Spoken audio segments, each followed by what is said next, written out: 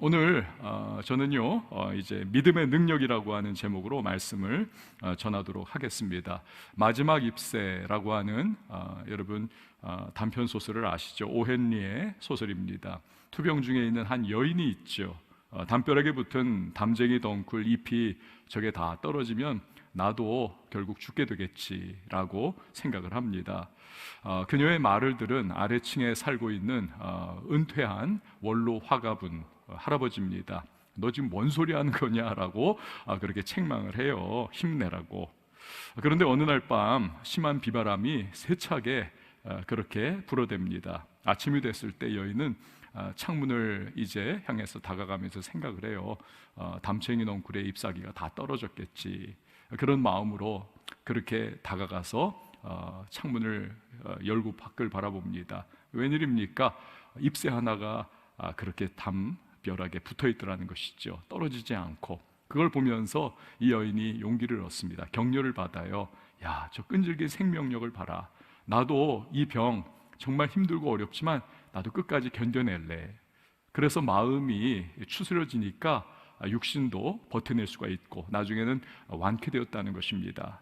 그런데 그녀가 몰랐던 것이 있죠. 그 마지막 잎새는 그 세차게 비바람이 밤새 불던 그날 밤에 아래층에 그 나이든 원로 은퇴 화가분께서 그녀를 격려하고 마음이 뚝 낙심하지 않도록 그렇게 사다리 타고 올라가 가지고 담벼락에 아주 세밀하게 그려놓은 그러한 그림이었던 것입니다. 오늘 마지막 잎새를 바라보는 이 여인처럼 오늘 이 본문 말씀에는요 예수님을 바라보면서 병에서 놓여날 그 마지막 희망을 걸었던 한 여인의 이야기가 등장을 합니다. 이 여인은 굉장히 심한 그러한 병의 고통 속에 빠져 있었습니다. 오늘 본문 25절에서 26절을 보면 이 여인의 병이 얼마나 심각하고 참 힘든 것이었는지를 우리에게 알려주고 있습니다. 25절 26절 보세요. 12해를 혈루증으로 앓아온 한 여자가 있어 많은 의사에게 많은 괴로움을 받았고 가진 것도 다 허비하였으되 아무 효험이 없고 도리어 더 중하여졌던 차에. 혈루증의 고통 가운데 있었다는 거예요. 하혈을 계속하는 병입니다. 근데 무려 1, 2년이 아니라 12년 동안을 12해 동안을 이 혈루증으로 고통을 받았다는 거예요. 성경에서 10이라고 하는 숫자는 특별한 숫자입니다. 하늘의 숫자와 땅의 숫자를 합한 거죠. 하늘의 숫자인 3과 땅의 숫자인 4를 곱하면 12가 나오지 않습니까? 완전수예요. 이건 만수입니다.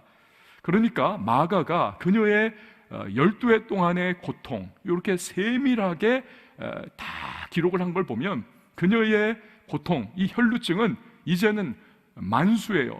이건 고칠 수 없는 불치병 수준에 이르렀다라는 것을 이제 강조하기 위한 것입니다. 그 결과 이 여자분은 악성 빈혈에 매일마다 시달리고 픽하면 쓰러지고 기절하고 그렇게 다반사를 겪었을 겁니다. 그런데 신체적인 고통도 물론 어렵지만 그러나 이 혈루증은 레위기서에 의하면 이것은 부정타는 병입니다. 부정한 그녀의 몸과 아울러서 이 여인이 누군가를 건들면 그 사람이 또 함께 부정에 전염이 되는 것이고 어떤 사물을 건들면 그 물체도 부정타는 것입니다. 그렇기 때문에 이 여자는 완전히 그 사회와 사람들로부터 공동체에서 격리된 그러한 사람으로 살아갈 수밖에 없습니다. 만약에 이 여인이 이 혈루증에 걸리기 전에 결혼을 한 상태였다면 당연히 이 여인은 이혼을 당할 수밖에 없었을 겁니다. 부정한 상태이기 때문에 성전에도 못 들어가요. 성전에는 이방인의 뜰도 있고 여인들의 뜰도 있습니다. 당연히 여자들이라면 들어갈 수 있는 그 뜰에 이 여인은 들어가지 못한 채 사람들로부터 하나님으로부터 저주를 받아서 저렇다 손가락질을 받고 늘 시달림을 받던 그런 여자입니다. 그야말로 12년 동안 육적으로나 영적으로나 정서적으로나 그녀의 모든 인생이 다 피폐해진 그러한 참 힘든 삶을 살아온 불행한 여인이었습니다. 의사도요 참 수없이 많이 찾아다녔다. 마가는 기록을 해요. 전 재산을 다 쏟아부었지만 다 두 손 두 발 다 들더라는 거예요. 의사들이 아무도 고치지를 못한 채 그 엉터리 막 민간요법을 막 들이대면서 괴로움만 심해지고 나중에는 이 마가복음을 기록한 시점에는 더 이상 증세가 악화될 수 없을 정도로 아주 그냥 극심한 그러한 증세를 지금 앓고 있는 상황입니다. 자, 그런데 이 여인이 기적을 체험을 했다는 것입니다. 그러니까 지금껏 치료가 불가능했던 불치의 상태인 혈루증이 단번에 기적적으로 그것도 깨끗하게 완치를 경험을 했다는 것이죠. 29절 말씀을 보세요. 이에 그의 혈루 근원이 곧 마름에 병이 나은 줄을 몸에 깨달으니라. 자, 근데 예수님께서는 그녀가 어떻게 치유를 경험할 수 있었는지를 분명하게 말씀을 해줍니다. 그것은 이 여인이 가지고 있었던 믿음의 결과였다는 것입니다. 34절 보세요. 우리 각 가정에서 같이 한번 읽어보도록 하겠습니다. 시작.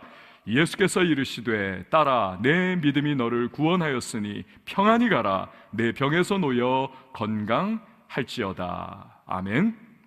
여러분, 우리의 인생에 때로는 정말 해답을 알 수 없는 인생의 답답한 문제가 우리를 치고 들어올 때가 있습니다. 아무리 발버둥을 쳐도 해답을 모르는 거예요. 실마리를 찾지를 못합니다. 너무나 고통스럽고 어렵고 힘든 현실이 우리의 삶에 그냥 완전히 짓눌러버리는 때가 있습니다. 많은 의사를 찾아갔어요. 그러나 그 의사들이 오히려 이 여인을 더 고통에 빠지도록 만들었던 것처럼 우리가 이 인생의 문제와 어려움을 해답을 얻기 위해서 막 몸부림치고 인간적으로 막 좌충우돌하고 이 사람 찾아가고 저 사람 질문하고 막 해봐도 오히려 더 어렵게 되고 실타래가 막 더 엉키고 꼬이는 것과 같은 그러한 문제가 될 수가 있다는 것이죠. 자, 그런데 이럴 때에 이 여인의 믿음이 우리에게 해답을 준다는 것입니다. 그녀에게서 보듯이, 왜냐하면 믿음에는 불가능을 가능케 하는 능력이 있기 때문에 그렇습니다. 자, 그렇다면 이 여인은 과연 어떻게 불가능한 질병을 고침받는 믿음을 갖게 되었는가? 또 그 믿음을 어떻게 그녀는 발휘하게 되었을까? 이 부분을 우리가 살펴보기를 원해요. 자, 오늘 본문 27절과 28절 말씀을 보시기를 바랍니다. 예수의 소문을 듣고 무리 가운데 끼어 뒤로 와서 그의 옷에 손을 대니 이는 내가 그의 옷에만 손을 대어도 구원을 받으리라 생각함일러라. 아멘. 12해 동안 혈루증으로 너무너무 고통받고 있던 이 여인의 절망적인 인생에 한 줄기 여명의 빛이 스며들어 왔다는 겁니다. 그 빛이 무엇입니까? 예수라고 하는 랍비에 대한 소문이에요. 예수라고 하는 나사렛 출신의 랍비가 있는데 그를 만나면 다 치료받는다더라. 그가 기도해주면 누구든지 다 낫는다더라. 어떠한 불치병도 다 나았다라고 하는 놀라운 소식을 이 여인이 듣습니다. 그 소문을 들은 여인은 나도 나을 수 있을까? 그 마지막 희망, 이것을 품고 예수님을 찾아갑니다. 예수님, 그 예수님은 과연 듣던 소문처럼 수많은 인파에게 둘러싸인 채 막 그냥 그 인파에게 완전히 그렇게 몰려다니는 그 속의 중심에서 말씀을 전하고 계시는 그런 모습이었습니다. 다가갈 수가 없어요. 너무나 빽빽하게 입추의 여지 없이 사람들이 들어차 있습니다. 그런데 그 주님의 메시지가, 그 설교 내용이 귓전에 들려오기 시작합니다. 너무나 실제적인 메시지, 너무나 귀에 쏙쏙 들어오는 메시지, 너무나 쉬운 메시지. 그런데 그 메시지 안에는 능력이 있습니다. 마음을 막 뜨겁게 만드는 힘이 있습니다. 위험이 있고 그 메시지 안에는 정말 하나님이 우리에게 지금 들려주시면 이런 메시지 들려주실 거야와 같은 그러한 팍팍 마음에 꽂히는 메시지가 담겨 있었던 겁니다. 또한 예수님은 자신에게 나오는 병자들을 안수를 막 해주면서 기도를 하는데 누구든 다 낫는 거예요. 귀신이 막 다 떠나가는 것이고 막 그냥 간질병이 떠나가고 여러 불치병이 막 다 떠나가는, 그래서 고통 가운데 있던 사람들이 막 할렐루야를 외치고 막 춤을 추면서 펄쩍펄쩍 뛰는 그러한 놀라운 역사가 예수님이 있는 그곳에서 막 지금 현장에서 실시간으로 막 나타나고 있는 겁니다. 근데 이 여인이 그 병자들을 보니까 자기보다 더한 불치병에 걸린 사람도 있고 자기처럼 오랜 기간 동안에 신음하고 고통받던 그러한 사람들이 막 여기저기서 예수님의 안수기도를 받고 펄펄 일어나는 그 모습을 바라보는 거예요. 이처럼 예수님의 말씀을 듣고 예수님이 행하시는 그 기적의 모습을 보니까 이 여인의 마음속에 저분의 옷에만 내가 손을 대도 나도 이 병을 치료받을 수 있을 거야, 그 생각이 들더라는 겁니다. 여러분, 여기서 우리는 혈류병 여인에게 어떻게 병을 치료받는 믿음이 생겼는지를 알 수가 있습니다. 그것은 바로 듣는 것에서부터 시작하더라는 것입니다.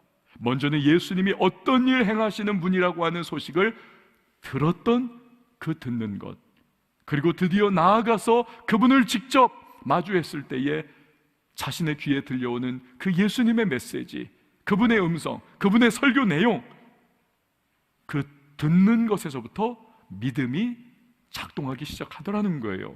로마서 10장 17절은 그 점을 우리에게 분명하게 알려줍니다.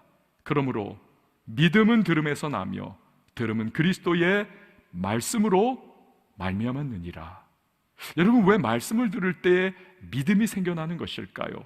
말씀 안에는 하나님의 능력이 담겨 있기 때문에 그렇습니다. 디모데후서 3장 16절에 보면 모든 성경은 어떻게 기록이 됐느냐? 모든 성경은 하나님의 감동으로 되었다는 것입니다.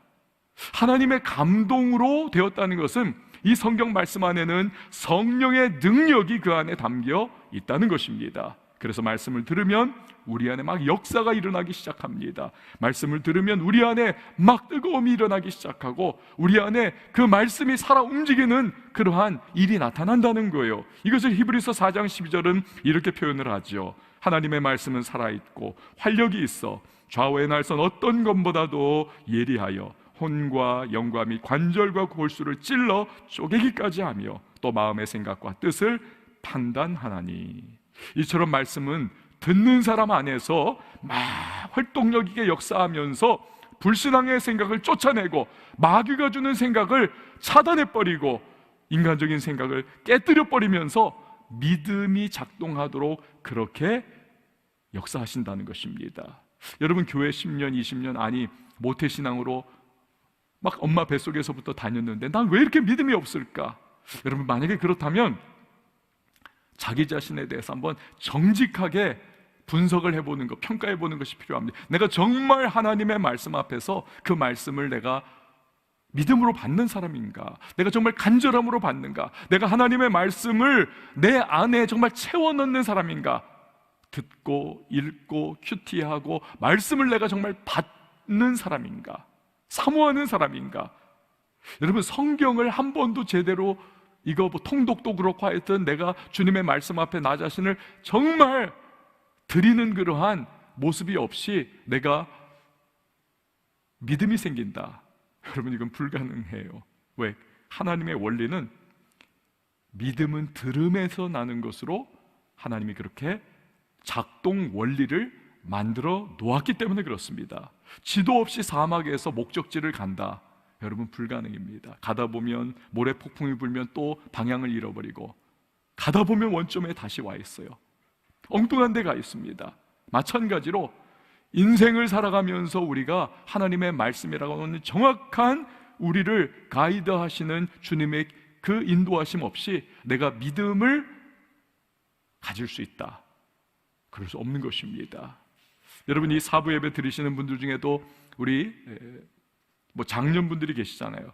왜 우리 자녀들은 이렇게 믿음이 생기지 않고 정말 바깥에서 늘 돌면서 교회도 안 나가고 왜 저러고 있을까? 너무 답답해가지고 너무 속을 끓이는 그런 부모님들이 계시지 않습니까? 그렇다면 여러분, 여러분의 자녀들이 하나님의 말씀에 노출되고 그 말씀을 듣고 그 말씀을 받을 수 있는 여러분이 환경을 최대한 만들어 주셔야만 합니다. 이 코로나 기간 아니에요. 지금이 코로나 기간인데 이 코로나가 어찌 보면 양면성을 가지고 있습니다. 어떤 가정은 지금 코로나 때문에 가족 식구들이 어디도 나가지도 못하고 지금 다 집안에서 가뜩이나 좁은 집안에 장성한 우리 청년들, 중고등학생들 이런 애들 데리고 있으려니까 얼마나 지금 서로 부딪히고 부글부글 끓고 그렇게 충돌하면서 갈등하는 가정들이 있을 거예요.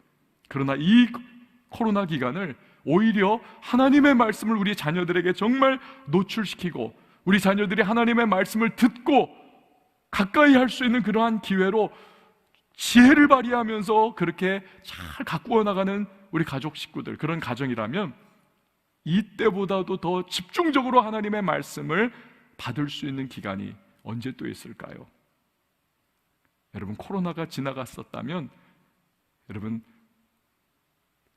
우리 막 이 시선 분산되고 우리의 막 에너지가 막 여기저기 퍼지면서 하나님의 말씀, 이거 도외시되기가 참 쉬울 거예요. 그러나 지금 어쩔 수 없어서라도 함께 있는 이 기간, 우리 부모님들 지혜를 발휘하시고 기도하면서 여러분의 자녀들에게 하나님의 말씀을 계속 접할 수 있는 기회를 여러분 최선을 다해서 만드시기를 바랍니다. 말씀이에요, 말씀. 말씀 접할 때 믿음이 생기게 하나님 원리를 만들어 놓으셨습니다. 근데 이처럼 말씀을 들을 때 믿음이 생기기 때문에 기독교는 말씀의 종교입니다. 그리고 하나님의 말씀이 최우선의 순위를 점하고 있는 것이 기독교인 것입니다. 이것은 또 다른 영적 측면의 다른 배후의 또 역사하는 악한 원수 마귀의 측면에서 바라보면 마귀는 하나님의 사람들에게 말씀이 뿌리내리지 못하도록, 또 불신자들이 말씀을 듣지 못하도록 무슨 수를 써서라도 말씀을 방해하고 말씀을 다 차단하는 안간힘을 쓰고 있다는 말이기도 하지요. 여러분, 종교개혁이 무엇입니까? 로마 카톨릭이 성경을 사제 집단만의 점유물로 그렇게 빼놓고 라틴어로 계속 설교도 하면서 뭔 소리인지 알아듣지 못하는 거예요. 라틴어를 안 배웠으니까 사람들은 무슨 이야기를 하는지 뜻모를 방언 같은 라틴어만 계속 말을 하면서 그들은 성경을 왜곡하고 면죄부를 판매하고 하는 우민화 정책을 하면서 일반 대중을 끌고 가는 겁니다. 바울 코스 성지순례를 다녀오신 분들은 중세시대에 세워졌던 많은 수도원들을 방문을 하셨을 거예요. 저도 정말 지긋지긋할 정도로 수도원을 많이 방문을 했었습니다. 보면은 정말 웅장하고 멋진 채색된 스테인글라스가 얼마나 많이 있는지 몰라요. 그 예수님의 모습들이, 사도들의 모습들이, 오병이어의 기적, 물 건너는 그러한 내용들 막 이렇게 그림으로 쫙 성경 내용들이 그려져 있는 청천연 아름다운 그런 스테인드 글라스들. 지금은 그것이 예술 작품과 같이 아름답게 느껴지지만 사실 왜 스테인드 글라스가 그때 만들어졌습니까? 우민화 정책으로 라틴어 계속 중얼중얼하고 뭔 소리인지 모르게 하면서 그 스테인 글라스, 너무나 기초적인 그러한 성경적인 이야기들을 거기에 다 그려놓은 거죠. 너희는 저거나 보면서 저 수준으로 기독교를 알라는 겁니다. 성경을 알라는 거예요. 참 슬픈 예술작품이 아닐 수가 없는 겁니다, 사실은. 그런데 이러한 중세시대 로마 카톨릭에 대해서 마틴 루터가 봉기를 일으키는 거죠. 영적으로 반박을 하는 거예요. 하나님의 말씀의 진리가 무엇이냐, 이것을 가르치는 겁니다. 정면 도전을 하는 거예요. 심지어는 비텐베르그 성당문의 95개 조항의 반박문을 꽝꽝꽝꽝 그가 박아 넣습니다. 분노한 교황이 보름스 국회의사당에 이 루터를 소환을 하고 종교 재판을 열죠. 너가 지금까지 쓴 거 다 소각을 해라. 그리고 이제부터 카톨릭의 법조항에 너가 다시 돌아와라. 그 법 따르겠느냐? 루터가 목숨을 건 대답을 합니다. 성경에 비추어 오류가 없는 한 나의 주장을 철회할 수 없습니다. 나의 양심은 이미 성경의 포로가 되었습니다. 이처럼 말씀의 절대 권위를 흔들고 왜곡한 사탄의 역사를 대항해서 다시 사람들이 성경의 권위 앞에 돌아오게 하고 성경을 듣게 하고 읽게 하고 믿게 하는 것, 여러분, 이것이 종교개혁의 정신인 것입니다. 자, 그런데 말씀을 들으면 믿음이 생기고 이 믿음은 무엇보다도 먼저 우리의 생각을 변화시켜요. 생각을. 말씀이 들어오면 믿음이 싹트고 그 믿음은 우리의 생각을 변화를 시킵니다. 그래서 부정적인 생각을 긍정적인 생각으로 바꿔요. 죽고 싶은 생각을 아니야, 난 하나님의 존귀한 백성이야, 나 살아야 돼, 인생을 누수하면서 낭비하던 생각을 내 인생은 하나님께서 사명을 감당하라고 주신 너무나 귀중한 인생이야. 나 최선 다해 살아야지, 열심히 살아야지.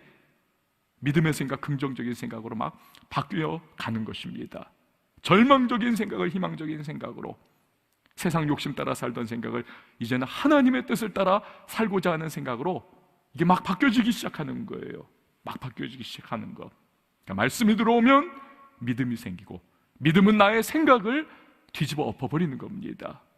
여러분, 영화 배우 중에는요, 가끔 이제 특별한 그러한 영화 배우들이 있습니다. 이분도 그런 분이에요. 하워드 러셀이라고 하는 분입니다. 사진을 자세히 한번 보세요. 팔 부분을 보세요. 팔이 없습니다. 후크 선장처럼 여기에 의수로 이렇게 후크가 있어요. 고리가 있습니다. 그렇죠? 양쪽 팔이 다 그랬습니다. 이분은요, 원래 2차 대전에 참전했던 공수부대원입니다. 근데 폭탄이 터졌을 때 양팔을 다 잃습니다. 좌절에 빠지고 절망에 빠지고 내가 살아서 뭐하냐, 비참하다 하면서 술로 인생 탕진하는 시간을 가지고 있을 때였습니다. 누구로부터? 복음을 접해요. 그리고 이 교회를 나가기 시작합니다. 어느 날 목사님의 설교를 듣는데 목사님이 이사야 40장 31절 말씀을 말할 때 그 말씀이 마음에 확 꽂힙니다. 성령의 역사죠. 어떤 말씀입니까? 오직 여호와를 앙망하는 자는 새 힘을 얻으리니 독수리가 날개치며 올라감 같을 것이요 다른 박질하여도 곤비하지 아니하겠고 걸어가도 피곤하지 아니하리로다. 이 말씀에 그가 큰 감명을 받습니다. 독수리의 날개치며 올라감 같은, 나도 인생이 이렇게 망가졌지만 하나님께서 역사하시면 나도 새롭게 시작할 수 있겠구나, 용기를 얻습니다. 생각이 바뀌니까 그렇게 되는 거예요. 절망을 떨쳐버리고 이분이 제대로 이제는 살기로 결심을 합니다. 팔이 없잖아요. 의수를 이제 마련해가지고 낍니다. 그 갈고리로. 그리고는 글 쓰는 법을 배우고 독수리 타법으로 타자 치는 법도 배우면서 이분이 그때부터 자기의 자전적 소설을 완성을 해요. 영화사 대표가 출간된 그의 소설을 읽고 너무 감동을 먹었습니다. 이걸 영화화해야 되겠다. 우리 생애 최고의 해라고 하는 영화를 만들어요. 그런데 이 하워드 러셀이 자기가 써서 영화화된 이 영화의 주인공으로 그가 출연을 합니다. 나중에 이분이 아카데미 특별상을 수상을 해요. 인생이 변화받고 아주 그냥 놀라운 삶을, 역전의 삶을 그가 살아가는 거죠. 여러분, 오늘 혈루증으로 고통받던 여인도 바로 그것 아닙니까? 예수님에 관해 들었습니다. 그분의 말씀을 들었습니다. 그러자 그 들은 바 말씀이 그 안에 역사하면서 믿음이 작동이 돼요. 믿음이 작동되니까 이 여인의 부정적이고 파괴적이고 자기 혐오적이고 나는 부정한 여인이야, 그리고 패배주의와 절망에 빠져있던 이 생각이 막 변화하기 시작하는 겁니다. 오랜 실패의, 이 치료 실패의 경험으로 그냥 절망적이었던 생각이 이제는 내가 그의 옷에만 손을 대도 나는 나을 수 있을 거야, 믿음의 생각으로 바뀌는 것입니다. 사랑하는 여러분, 자꾸 여러분이 살아가는데 부정적 생각에 사로잡히십니까? 절망적 생각에 자꾸 짓눌려 버립니까? 우울한 생각, 요즘 젊은이들이 막 그냥 희망이 없어가지고 막 자살 충동을 너무 많이 받고 코로나 블루가 코로나 블랙이 돼가지고 이제는 완전히 그냥 다운돼 버린 그러한 사람들이 얼마나 많은지 모릅니다. 낙심과 좌절에 헤어나올 수 없는 불안 속에 허우적거리는 그러한 모습이십니까? 걱정과 근심, 미래에 대하여 그냥 아예 놔버린 그러한 모습이십니까? 여러분, 이게 변화돼요. 생각이 변화돼야 돼요. 근데 이게 물이 틀어질 때 이 강바닥이 완전히 말라버리면 거기 어떻습니까? 강물이 쫙 있었을 때는 안 보이던 아주 그냥 더러운 오물찌꺼기들, 막 그냥 뼈다귀들, 그리고 막 추저분한 쓰레기들이 얼마나 많습니까? 이거 물 조금 찔끔찔끔 방울방울 흘러가가지고는 이거 덮을 수가 없어요. 이럴 때는 그냥 나이아가라 폭포와 같은 그냥 콸콸콸 쏟아지는 물이 거기에 확 밀려 들어가야 이게 다 덮여버리는 거죠. 덮여버리는 것.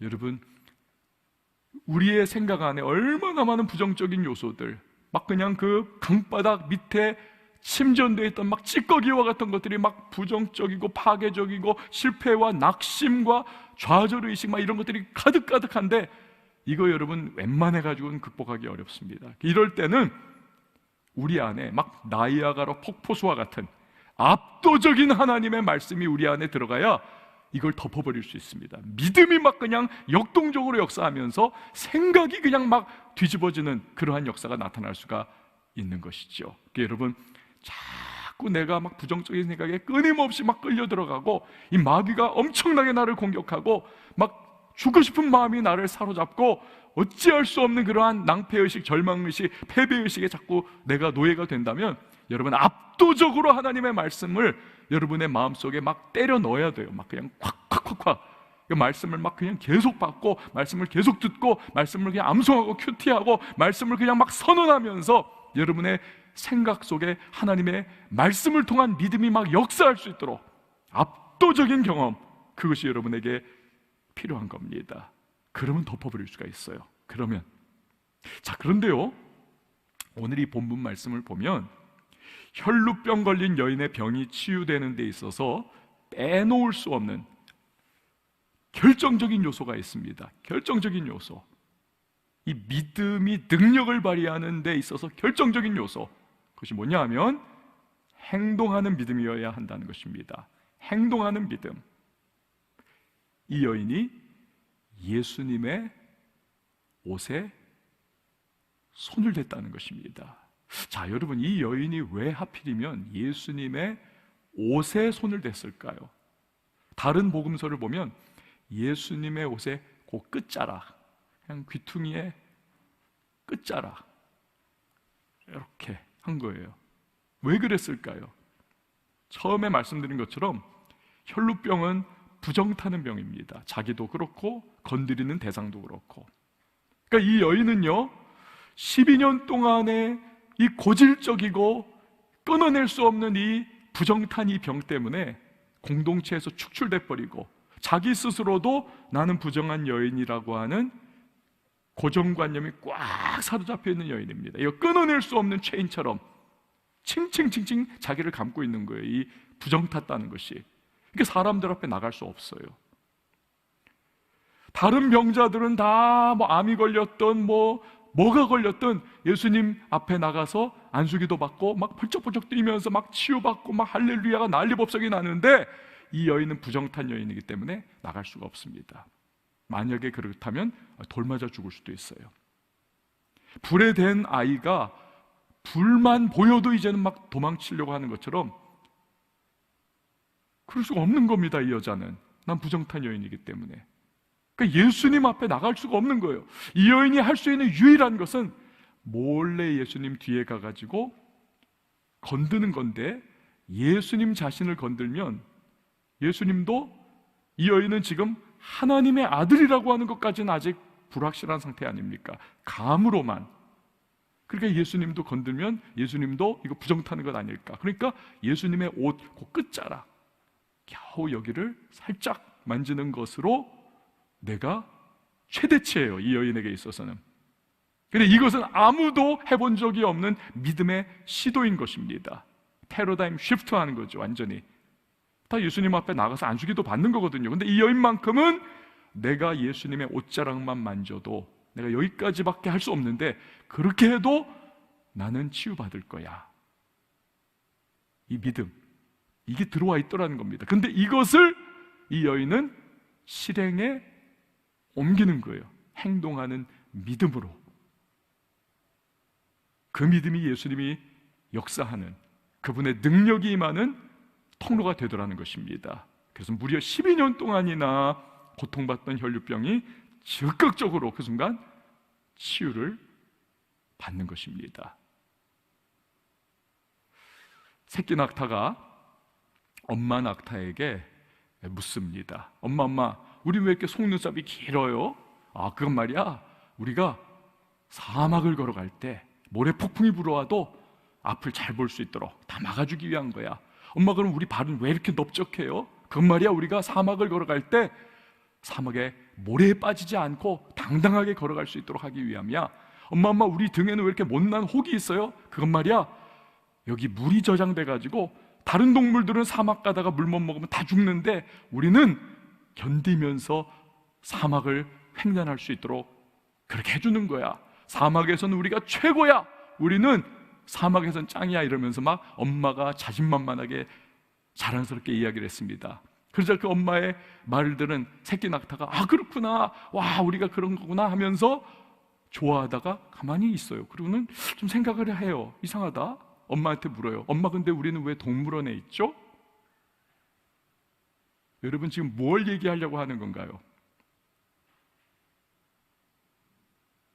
가지고 있지만 활용하지 않는 것은 의미 없다는 것입니다. 믿음이 있어요. 그 믿음을 활용해야죠. 그 믿음이 낭비되지 말아야죠. 그 믿음을 사용하지 않고 그 믿음이 활용되지 않으면 야고보 사도의 말처럼 죽은 믿음이니라 의미 없는 것입니다.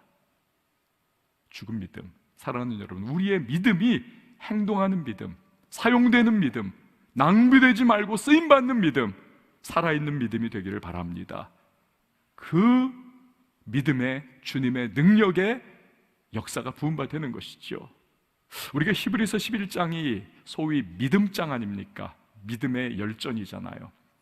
그런데 그만큼이 히브리서 11장에서 이 믿음의 여러 단면들이 막 이렇게 쫙 보이잖아요. 막.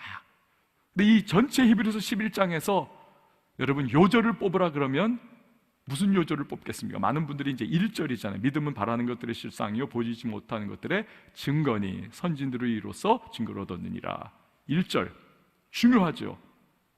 진짜 이거 너무 요절이라고 할 수 있지만 쌍벽을 이루는, 어쩌면 사실은 더 중요한 말씀이 히브리서 11장 6절입니다. 6절 들어보세요. 믿음이 없이는 하나님을 기쁘시게 하지 못하나니 하나님께 나아가는 자는 반드시 그가 계신 것과 또한 그가 자기를 찾는 자들에게 상 주시는 이심을 믿어야 할지니라. 여러분, 믿음이 없이는 하나님을 기쁘시게 하지 못한다. 믿음이 없이는. 이 말은 뒤집으면 뭡니까? 믿음이 진짜 있으면 하나님이 너무너무 기뻐하신다는 거예요. 그렇죠? 하나님이 기뻐하신다. 여러분, 각 가정에서 오늘 이 사부 예배 함께 하시고 말씀 들으시는 분들 한번 입을 열어서 저를 한번 따라해 주세요. 하나님은 믿음을 기뻐하신다. 할렐루야. 하나님은 믿음을 기뻐하시는 분이십니다. 여러분, 우리에게 믿음이 있으면 하나님이 너무너무 기뻐하세요. 오늘 그걸 예수님이 이 여인에게 그대로 표현을 해 주십니다. 오늘 본문을 보면 이 혈루병 여인이 믿음을 발휘를 해요. 그리고 즉각적 혈루병 12년 된 거 치유를 받지 않습니까? 근데 그 순간에 예수님께서 누가 내 옷에 손을 대었느냐라고 말씀을 하십니다. 제자들이 예수님 왜 이렇게 예민하게 구세요? 지금 사람들이 막 우리를 밀고 땡기고 하기 때문에 건드는 건 당연하죠. 왜 그러세요, 예수님? 근데 예수님께서 아랑곳하지 않고 결국 이 여인을 찾아내세요. 그리고 대면을 하십니다. 그렇죠? 32절에서 34절을 보십시오. 예수께서 이 일 행한 여자를 보려고 둘러보시니 여자가 자기에게 이루어진 일을 알고 두려워하여 떨며 와서 그 앞에 엎드려 모든 사실을 여쭈니 예수께서 이르시되 딸아 내 믿음이 너를 구원하였으니 평안히 가라 내 병에서 놓여 건강할지어다. 아멘. 자, 여기 보면 예수님께서 이 여인을 일컬어서 뭐라고 부르십니까? 딸아, 딸아라고 부르세요. 이 딸아라고 하는 이 호칭은 전체 신약 성경에서 딱 여기서 한 번 사용되는 특별한 단어입니다. 이 안에는 여자를 향한 정말 친근하고 애정이 막 그냥 뚝뚝뚝 흘러넘치는, 너무너무 정말 사랑스러워가지고 견딜 수 없는 그러한 마음을 표현하는 그러한 뉘앙스가 담겨있는 단어입니다. 딸아. 그러니까 지금 예수님이 이 여인의 그 믿음을 보면서 너무 기쁘고 너무 흡족하고 너무 사랑스럽고 너무 뿌듯해가지고 견디지 못하는 거예요. 딸아. 애정어린 마음. 얼마나 이 믿음을 귀하게 여기셨는지 모르는 겁니다. 그래서 사실 이 여인은요, 도둑 치유를 받고 그냥 이후에 사라져버렸을 여인이에요. 예수님도 안수기도 안 해줬고 사람들도 모를 때 몰래 와가지고 예수님 옷자락 살짝 만지고 도둑 치유받은 여자 아닙니까? 표현이 좀 그렇지만, 근데 이 여인이 예수님이 이 여자를 대면하시면서 이 말씀을 하지 않았다면 이 여인은 그냥 그렇게 자기의 육신만 치유를 받고 집에 돌아갔겠죠, 당연히. 그러나 육신은 치유받았지만 어떻습니까? 그녀의 마음속에는 여전히 부정적인 생각이 풀리질 않은 거예요. 12년 동안 매일매일 하루에도 수십 번씩 나는 부정한 여인이야, 사람들의 차가운 눈빛과 저주스러운 그러한 손가락질, 성전에도 들어가지 못하고 이혼당하고 공동체에서 끊어지고 사람들과 가까이 하지 못하고 날마다 자기 자신을 저주하면서 그렇게 신음하면서 살았던 피폐한 인생, 나는 부정한 여인이야. 그러니까 이 여인의 자화상이 얼마나 왜곡되고 뒤틀리고 막 무너져 있는 그러한 상황. 육신은 치유돼도 여러분 돈 많고 가진 거 다 있어도 여러분 스스로 목숨 끊고 막 그냥 난리 나는 그런 경우 많잖아요. 이 부분이 아직 해결이 안 돼서, 이 부분이 해결이 안 돼서. 그러니까 이 여인도 몸은 치유됐어도 만약에 그녀의 마음과 생각이 영혼이 치유가 안 됐으면 반쪽짜리 인생을 앞으로도 살아갈 거예요. 그러나 예수님께서 왜 굳이 누가 나를 만졌냐, 내 옷을 만졌냐, 제자들이 궁박하면서 뭐 이렇게 예민하게 그러세요, 믿는데 사람들이. 근데 아니라고 하시면서 굳이 이 여인을 대면하시는 그 예수님의 마음이 뭘까요?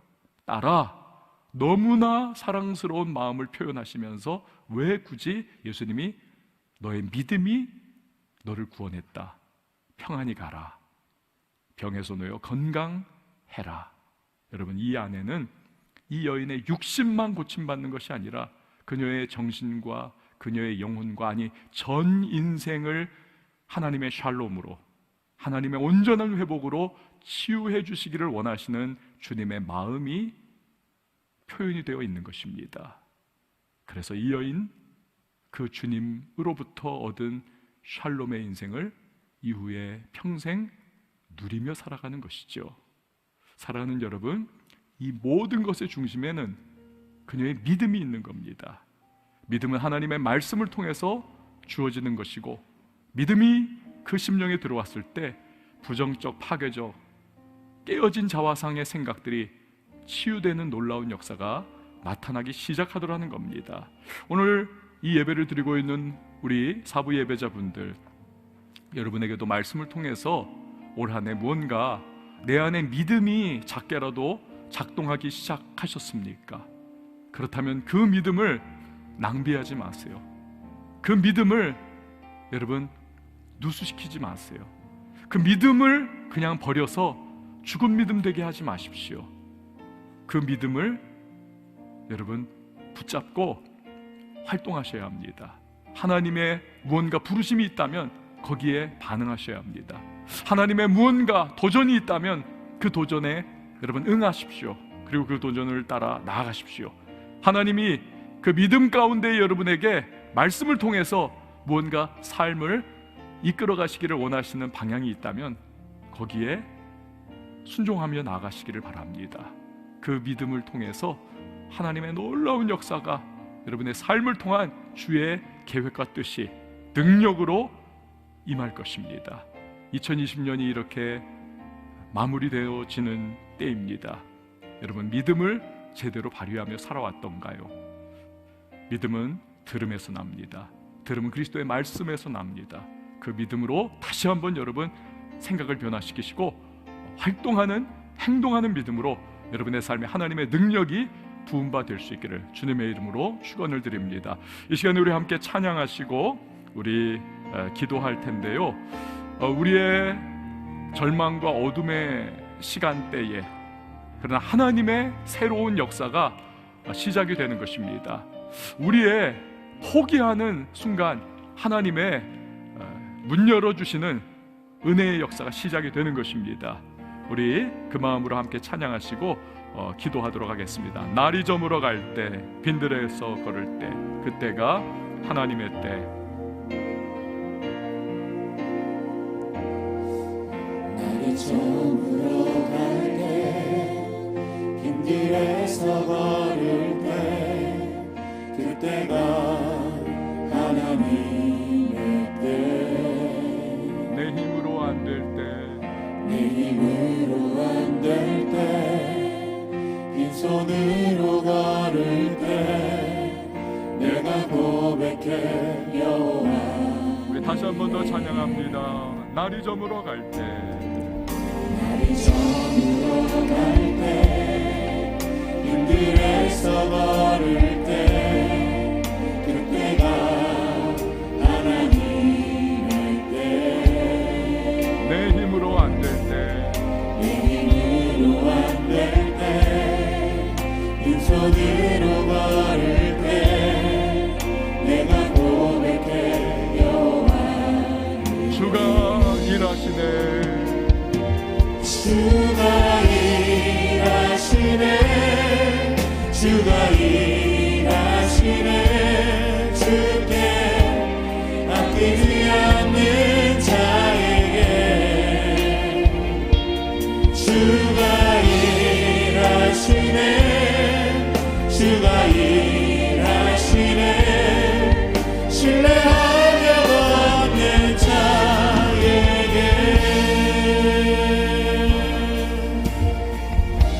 우리 모인 이곳에, 우리 모인 이곳에 주님 함께 계시네. 누리네 아버지를 내. 적은 것과 물고기 내 모든 걸 드릴 때 모두 고백해. 모든 고백해 여호와 이래. 주가 일하시네. 주가 일하시네. 주께 아끼지 않는 자에게. 주가 일하시네. 주가 일하시네. 신뢰하며 얻는 자에게. 주가 일하시네. 주가 일하시네. 주께 아끼지 않는 자에게. 주가 일하시네. 주가 일하시네. 신뢰하며 얻는 자에게. 나의 믿음 주께 있네. 십자가 능력이 내 영광 되었네. 주께서 우리를 승리케 하셨네. 나의 능력,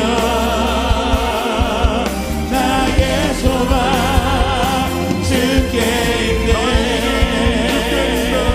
나의 믿음 주께 있네. 십자가 능력이 내 영광 되었네. 주께서 우리를 승리케 하셨네. 나의 능력, 나의 소망 주께 있네. 사랑하는 여러분, 2020년도 여러분 말씀 가운데에 흠뻑 여러분 뛰어들어 보신 적이 있으십니까? 압도적인 하나님의 말씀이 우리 안에 들어와야만 합니다. 그럴 때에 우리 안에 믿음의 역사가 시작되는 것이고, 모든 부정적인 생각, 현실 가운데에 주저앉은 마음들 다 이걸 극복할 수 있는 그러한 은혜가 임하는 것이죠. 믿음은 들음에서 납니다. 들음은 그리스도의 말씀으로부터 시작되는 것입니다. 여러분 한번 결단해 보세요. 하나님, 연말연시 다시 한번 내가 주님의 말씀 앞에 나가겠습니다. 나의 안에 말씀을 통하여 믿음을 더하시고 2021년도 나아갈 때에 하나님, 이 믿음의 능력을 경험하는 자 될 수 있도록 주여 도우시고 역사해달라고 이 시간에 말씀을 기억하시면서 우리 같이 한번 기도합니다. 함께 기도합니다. 하나님 아버지 감사합니다. 주님, 오늘 들은 말씀을 통하여서 우리가 결단하며 다시 한번 이 연말연시를 새롭게 시작할 수 있도록 원합니다.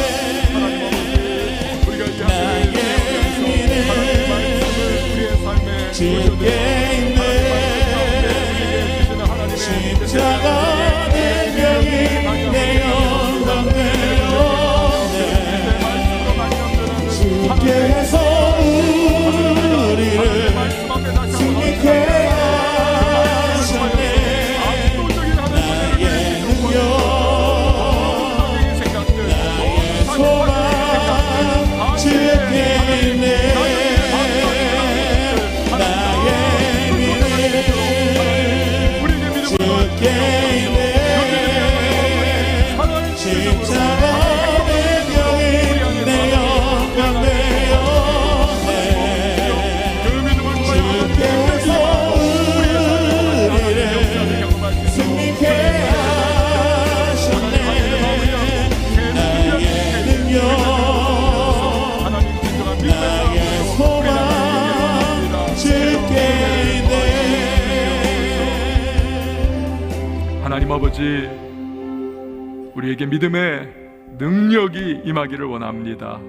말씀을 다시 한번 우리 받게 하시고 우리 안에 하나님의 그 믿음의 역사가 나타날 때에 우리 행동하는 믿음으로 반응하면서 하나님의 놀라운 역사가 생각을 변화시키시고 삶을 변화시키는 그러한 간증의 주인공으로 우리들 쓰임받게 하여 주옵소서.